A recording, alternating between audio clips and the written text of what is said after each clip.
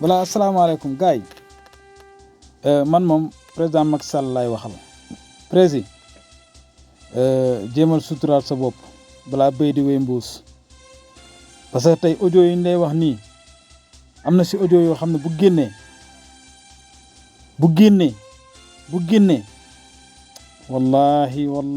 wallahi yuuxu dina jëp fuñ ko foogeewul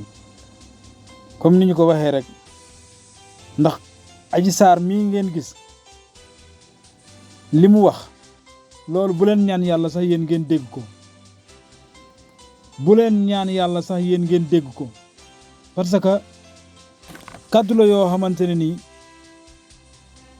dafa dépassé yow ak Marème mais dafa dem ba ci ay way juru Marème di ko te wax naan Marème xawma yaayam dafa nekk di sëy ak benn kilifa diina bu mag moo xam nga wax yoo xamante ne nii maa ngi leen di ñaan lillaahi wa rasuuli fexe leen def leen tout li jot a des ci audio yii ngeen bañ a sàggan mu génn parce que bu leen foog ne lii génn nii rek moo ci nekkoon danger li des moo gën a bari danger parce que gars yi toujours dañuy dagg par étape plan A plan B plan C gis nga bu leen ñaan yàlla gars yi dem ci plan B bu ñu demee ci plan B plan C bi mooy yéen da ngeen dem te kenn du leen fi jëlee sénégalais yi nag nañu yeewu te xam ne complot bii lii complot la ndax Adji Sarr wax na ko te bu ko waxutoon sax ñun ci suñu bopp gis nañ ne complot la kon caaxaan yi dañ ko war a jël teg ko fële te xam ne nii fi mu toll nii ñun dañoo soxlawaat suñu bopp ngir mën a préparer 2024 ndax 2024 kenn duñu ko yàqal lépp lu bees lañ soxla nag lu bees rek na bees rek. voilà asalaamaaleykum gars yi man moom président Macky Sall laay waxal président jéemal suturaal sa bopp balaa béy di wéy mbuus parce que tey audio yi ñu lay wax nii am na si audio yoo xam ne bu génnee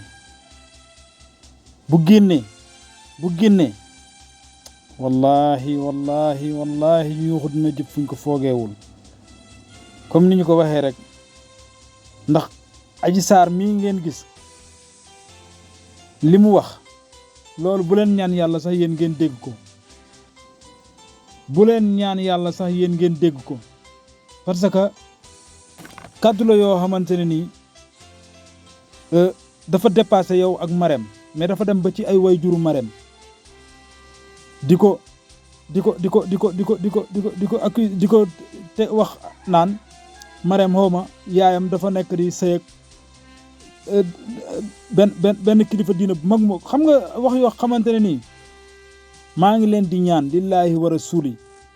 fexe leen def leen tout li jot a des ci audio yii ngeen bañ a sàggan mu génn parce que bu leen foog ne lii génn nii rek moo ci nekkoon danger li des moo gën a bari danger parce que gars yi toujours dañuy dagg par étape plan A plan B plan C gis nga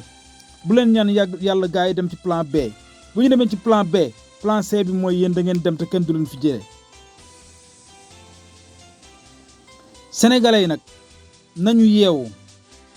nañu yeewu te xam ne complot bii lii complot la ndax Adji Sarr wax na ko te bu ko waxutoon sax ñun ci suñu bopp gis nañ ne complot la kon caaxaan yi dañ ko war a jël teg ko fële te xam ne nii fi mu toll nii ñun dañoo soxlawaat suñu bopp ngir lépp lu bees lañ soxla nag lu bees rek na bees rek.